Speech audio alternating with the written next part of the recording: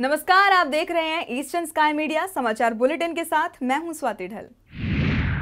प्रधानमंत्री नरेंद्र मोदी 29 और 30 नवंबर को पूर्वोत्तर राज्यों की 2 दिवसीय यात्रा पर जाएंगे। अपनी यात्रा के दौरान नरेंद्र मोदी पूर्वोत्तर के 8 राज्यों के मुख्यमंत्रियों और पुलिस महानिदेशकों के साथ मुलाकात करेंगे।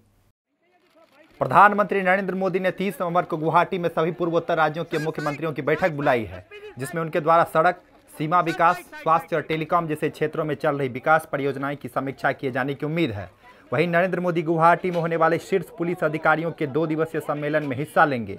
इस सम्मेलन में नॉर्थ ईस्ट के सभी राज्यों के डीजीपी और आईजीपी शामिल होंगे। सम्मेलन के दौरान वामपंथी उग्रवाद, सीमा पर आतंकवाद जैसे मुद्दे के अलावा इराक और सीरिया में इस्लामिक स्टेट के उभरने और अलकायदा के द्वारा भारतीय युवाओं को भर्ती करने के उनके प्रयास जैसे मुद्दे पर भी विस्तार से चर्चा होने की संभावना है। दिल्ली के हैंस ऑडिटोरियम में शनिवार को शहीद बिरसा मुंडा की 139वीं जयंती मनाई गई।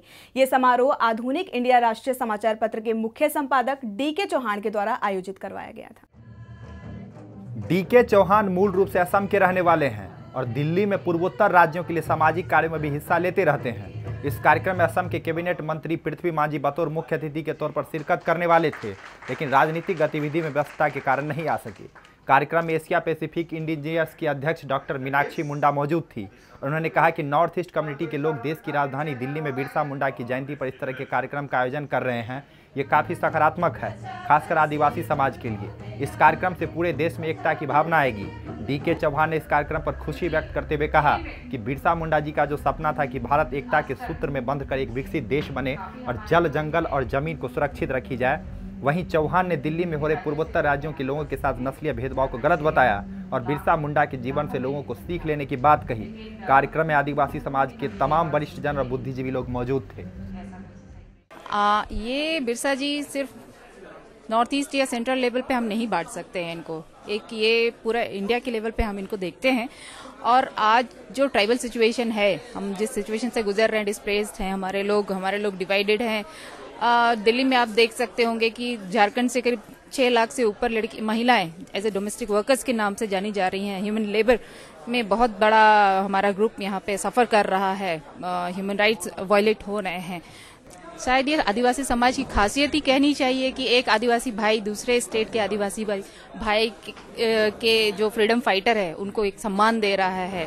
हमारे लिए बहुत गर्व की बात है कि चौहान जी नॉर्थ ईस्ट के होते हुए सेंट्रल इंडिया के जो फ्रीडम फाइटर थे, जिनको हिस्ट्री में भी बहुत अच्छी जगह नहीं दी गई, नेशनल लेवल में हम बहुत कम हिस्ट्री के पेजेस पे उनको देखेंगे। ये हमारे लिए एक इंस्पिरेशन होना चाहिए कि हम बहुत सारी नेगेटिव बातों को एक तरफ करके अगर इंटेलेक्चुअल साथ में आ जाएं, बहुत सारी बातों को, इश्यूज को एक तरफ रखिए, ईगो एक तरफ रखिए। मुद्दा हमारा एक है, इश्यूज हमारे एक हैं। हमारे लोग जो डिवाइड हो रहे हैं, जो इंटेलेक्चुअल है, कम से कम वो समझ रहे हैं कि हमको कैसे यूनाइट होना है। यूनाइट होंगे तभी हम एक प्लेटफॉर्म पे आ सकते हैं। जैसे सेंसस की बात मैंने कही, ये सेंसस सिर्फ नॉर्थ ईस्ट का नहीं होगा, सेंट्रल का नहीं होगा, ये सभी के लिए फायदेमंद होगा। और एक बार अगर हमारे पास कोड आ जाता है तो बहुत सारी चीजों के, तो मेरा ख्याल है कि हम नॉर्थ ईस्ट में भी लोगों को सपोर्ट करें जाकर के। अगर हमारे लोग वहाँ पे सफर करते हैं तो हमारे यहाँ के भी लोगों को वहाँ पे जाकर के सपोर्ट करना चाहिए। हमें हाथ मिलाना है साथ में।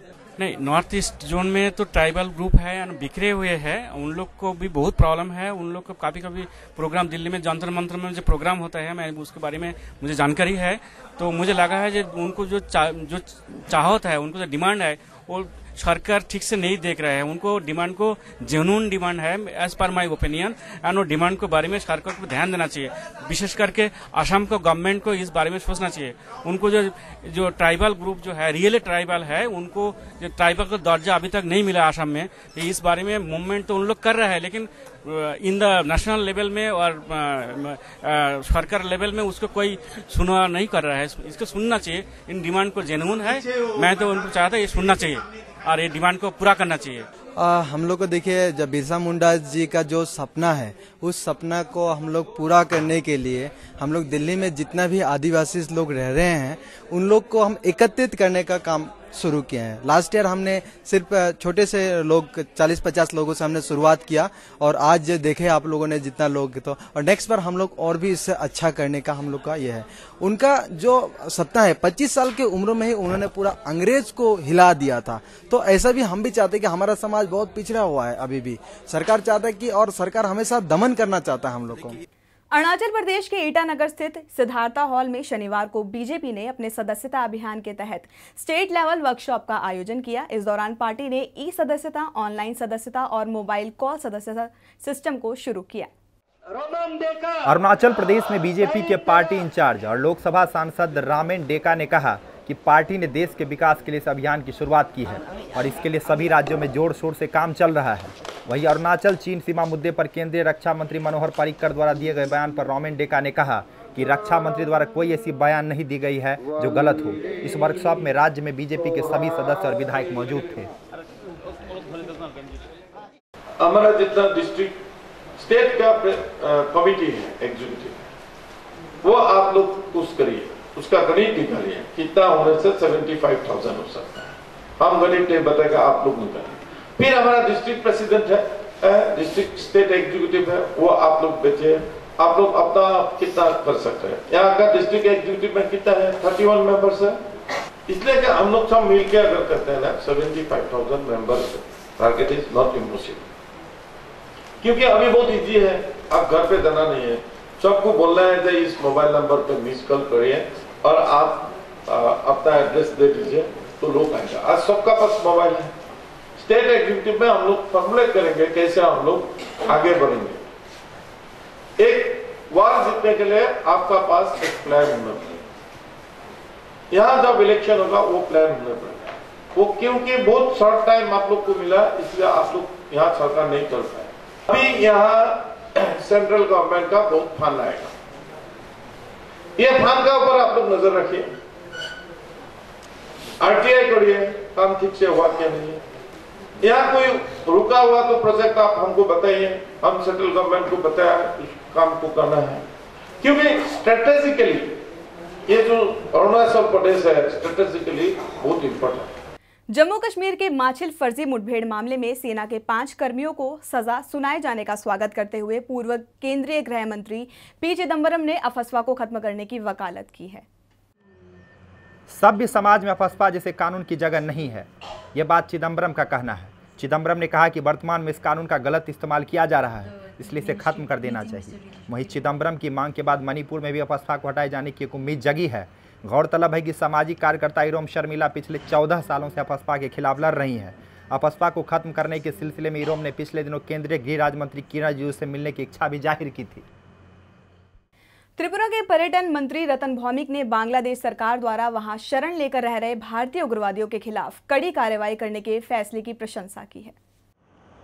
अगरतला में 4 दिनों तक चलने वाले टूरिज्म रोड शो के उद्घाटन के मौके पर उन्होंने बांग्लादेश सरकार का धन्यवाद किया। उन्होंने कहा कि सरकार के इस फैसले से दोनों देशों के बीच संबंधों में सुधार होगा। आपको बता दें कि अक्सर ये आरोप लगता रहा है कि बांग्लादेश भारतीय आतंकवादियों को पनाह देता है, जिसके साए में आतंकी बाहर से ही भारत में हमले करवाते हैं।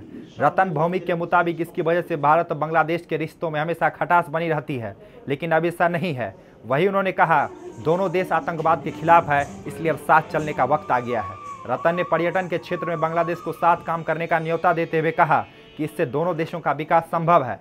आपको बता दें कि भारत और बांग्लादेश में पर्यटन को बढ़ावा देने के मकसद से टूरिज्म रोड शो का आयोजन किया गया है, जिसे Bangladesh foundation for tourism development, Bangladesh inbound tour operators association, Tripura tourism development के द्वारा संयुक्त रूप से आयोजित करवाया गया है।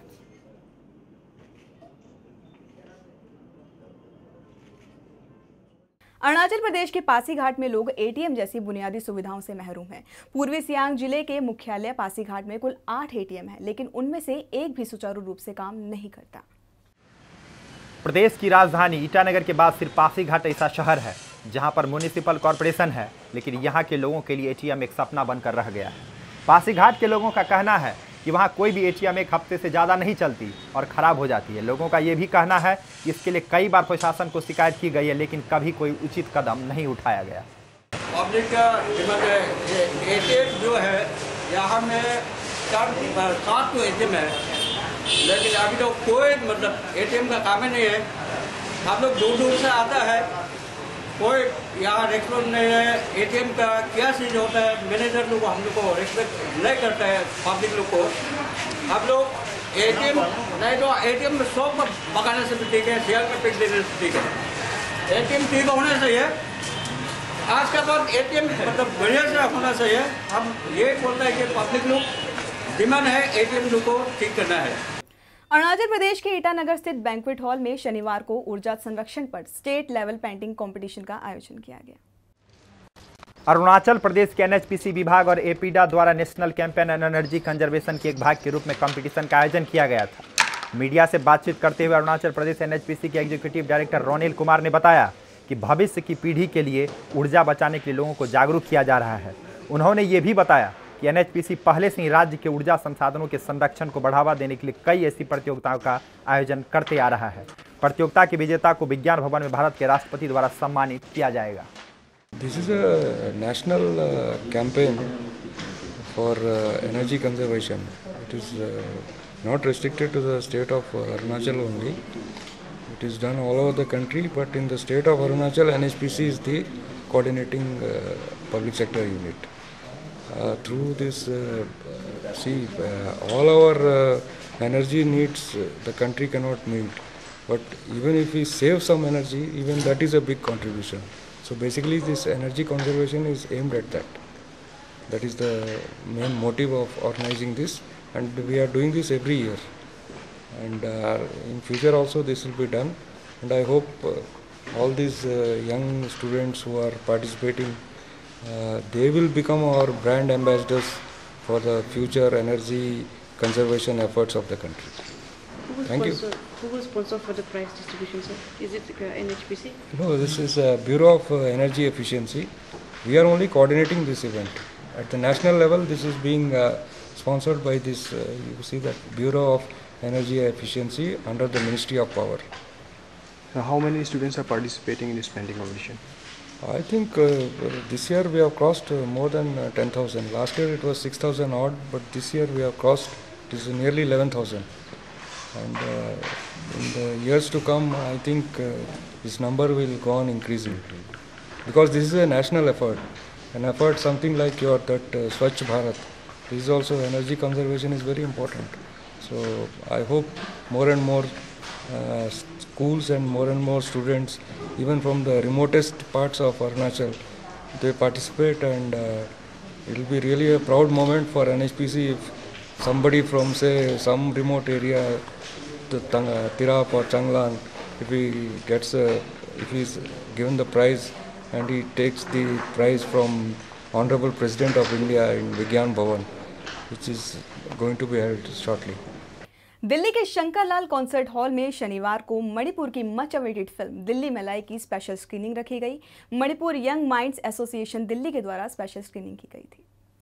इस फिल्म में दिल्ली में रह रहे नॉर्थ ईस्ट के लोगों के जीवन को दिखाया गया है कि किस तरह से उनके साथ चेहरे के आधार पर भेदभाव किया जाता है और उन पर नस्लीय टिप्पणी की जाती है। फिल्म की स्क्रीनिंग के प्रीमियर के दौरान फिल्म स्टार के साथ साथ स्टूडेंट वेलफेयर दिल्ली यूनिवर्सिटी के deputy dean doctor Shanta cruise Singh, north east health band की फाउंडर अलाना गुनमी, मणिपुर को रिप्रेजेंट करने वाले नागा और कुकी स्टूडेंट समेत दिल्ली पुलिस के नॉर्थ ईस्ट रिप्रेजेंटेटिव मौजूद रहे। इस दौरान फिल्म के प्रोड्यूसर राजू सिंह ने फिल्म के बारे में जानकारी दी, साथ ही उम्मीद जताई है कि फिल्म दर्शकों को बहुत ही पसंद आएगी।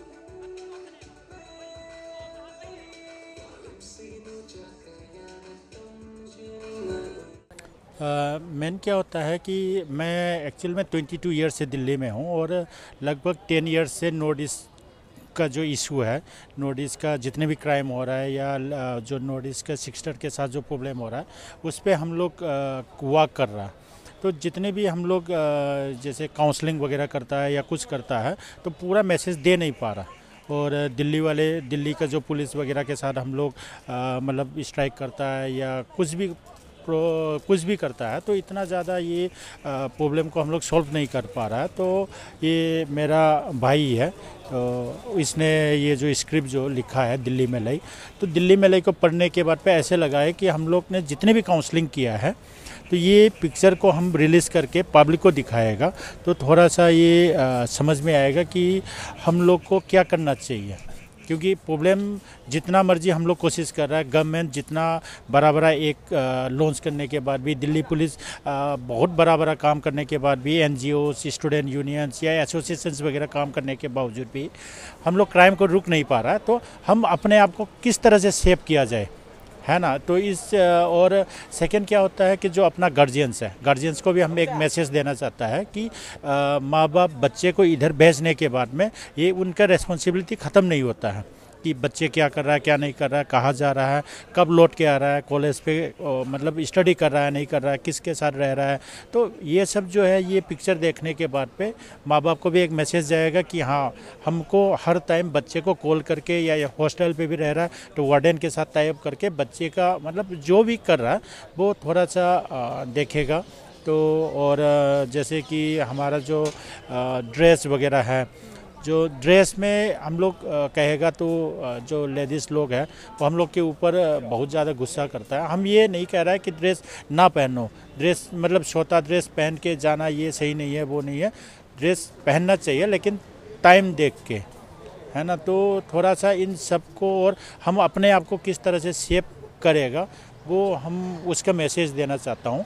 वो मैसेज ठीक तरीके से समझ लिया तो मेरे ख्याल से जो क्राइम जो हो रहा है उस पर हम अपने आप को थोड़ा सा सेव कर सकता है। ज़्यादातर हमारा जो नोटिस जो लगाया हुआ है, तो अपना जो पेरेंट्स है वो बहुत उनकी बच्चे को दिल्ली में जाके, मेट्रोपॉलिटन सिटी है, सबसे टॉप जगह है, वहाँ पे पढ़ाई करे, बच्चे को फ्यूचर अच्छा हो जाए, ये सोच के हर माँ बाप दिल्ली में भेजते हैं।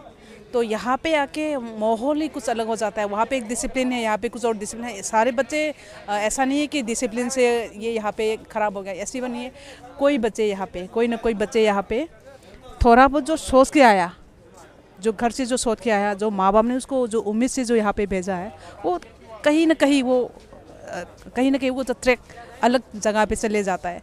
तो हम लोग ने सोचा ये जो दिल्ली में लेके जो पिक्चर है, हम लोग थोड़ा सा, हम लोग इसको मणिपुर में है जो यहाँ पे जो पढ़ रहा है, थोड़ा सा भी उसको क्लास लेसन दे सके कि आप लोगों को कहाँ पे फोकस करना चाहिए। क्योंकि माँ बाप जो बच्चे को यहाँ पे भेजता है तो ह्यूज अमाउंट और होप के साथ यहाँ पे भेजते हैं। और कई बच्चे यहाँ से अच्छे बच्चे मतलब टॉप भी बन के आता है, यहाँ से जो माइनस करके जड़ जाता है। बहुत लोग हम लोग ने देखा है, कोई टेबलेट खाते हैं, कोई निशा में चले जाता है, कोई ये टॉप जो बच्चे हैं ग्रेजुएट तक पास नहीं हो पाता कोई बच्चे। इस तरह हम लोग ने बहुत लोगों को देखा है। और यहाँ पे पढ़ाई करके माँ बाप से हम लोग ने झूठ बोल के दिल्ली में उन लोगों ने यहाँ पे रहा है, हम लोगों ने ये भी देखा है। तो हम लोग को थोड़ा सा दिल्ली मिले को हम लोग ने उन लोगों के थोड़ा छोटा सा एक पिक्चर के तौर पे हम लोगों ने इसको लेसन दे सके, इसकी वजह से। I'm really happy to be a part of this movie, and this movie is especially related to the Northeast people who came from Manipur, who lives alone here. So in this movie we want to show all the teenagers who came from Manipur and misbehave here. That's the movie. Okay, this is a comment we have been facing since the day we update the team regarding this movie. But the thing is that we have a large future, and just we can bring all the scopes of what we want to make, what we have in our mind in a single movie. And this is just we are planning for a serial movies, and this time we are just putting the script on a particular scope. And in the next movie, we're trying to enlarge the movie. While Delhi Melee claims to be based on the true lives of Northeast people living in New Delhi, it ends up showing only one aspect. But this is indeed an important aspect, as the makers of this movie claim, because it makes the parents also accountable for what the children come and do in Delhi when they come for further studies. We do hope that the Delhi Melee team reaches out with the right and positive message, but does not further any stereotyping, which has been a bane for the Northeast community in New Delhi. With video journalist Binay Topov, this is Prashanti for Eastern Sky Media. खबरों के इस अंक में फिलहाल इतना ही।